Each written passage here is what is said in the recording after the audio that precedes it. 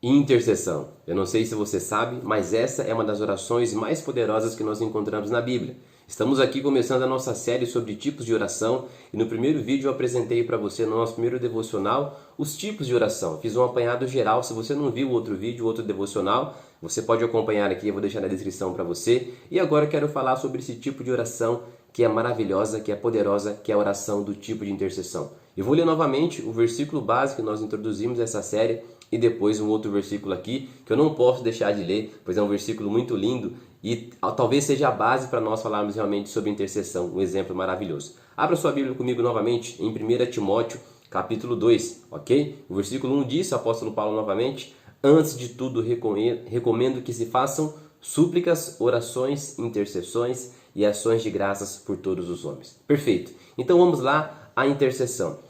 Como o próprio nome diz, intercessão não é você orar por você mesmo, ok? Então uma coisa linda da intercessão é a doação, é você realmente dar ao invés de receber. Ou seja, você dedicar o seu tempo em favor da vida de alguém. Orar, interceder por alguém. Interceder seja por qualquer área da vida, área espiritual, financeira, pessoal, profissional, emocional, a saúde, enfim, qualquer área da vida você vai interceder.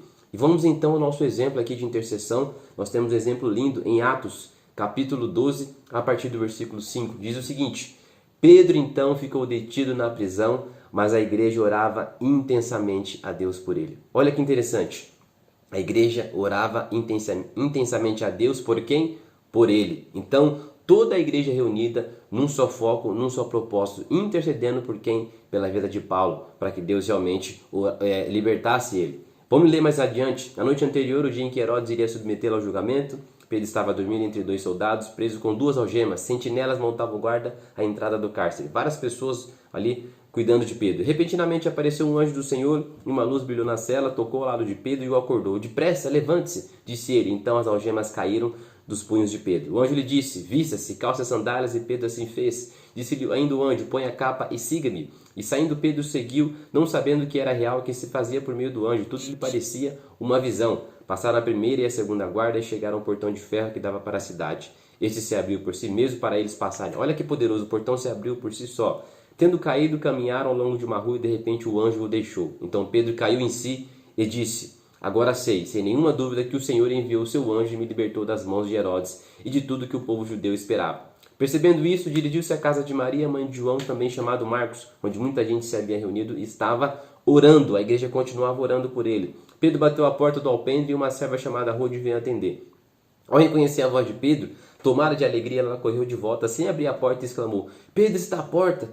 Eles, porém, lhe disseram: você está fora de si. Insistindo ela em afirmar que era Pedro, disseram-lhe: deve ser o anjo dele. Mas Pedro continuou batendo, e quando abriram a porta e ficaram perplexos. Mas ele, fazendo-lhe sinal para que se calassem, descreveu como o Senhor o havia tirado da prisão e disse: contem isso a Tiago e aos irmãos. Então saiu e foi para outro lugar. Enfim, olha que poderoso, queridos.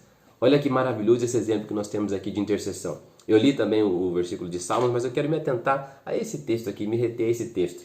A igreja orava intensamente por Pedro.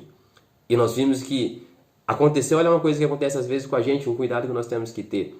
A igreja orava pedindo realmente por Pedro, e ele foi liberto da prisão. Mas quando o Pedro chegou, eles não acreditaram, falaram: não, só pode ser brincadeira. E a menina continuou insistindo: não, realmente é ele. E só depois que realmente eles viram, né, eles acreditaram ali. Ou seja, às vezes parece que nós oramos meio que duvidando daquilo que o Senhor pode fazer e não temos dimensão de quão poderosa é a oração, do quão poderosa é a oração de intercessão pela vida de alguém, por alguma causa, por algum projeto, por algum propósito específico. Então, que você possa orar e fazer esse tipo de oração intercedendo pela vida dos outros, ok? Seja do seu ministério, do ministério da sua igreja, pelo seu trabalho, pela sua esposa, pelo seu esposo, pelo seu filho, por um amigo, por uma amiga, por alguma causa específica.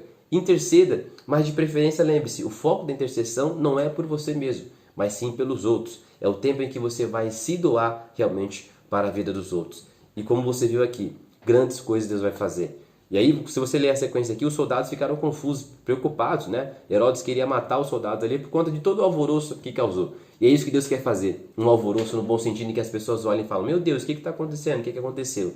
É por conta do poder da oração, é por conta do poder da intercessão. Quando você realmente se compromete e se doa. E para finalizar esse versículo aqui agora, não estava programado e me lembrou. Lembre-se que Deus ele mudou o cativeiro de Jó, ou seja, a situação de Jó, enquanto ele orava pelos seus amigos, enquanto ele intercedia pelos seus amigos. Então, você quer ver manifestar de Deus?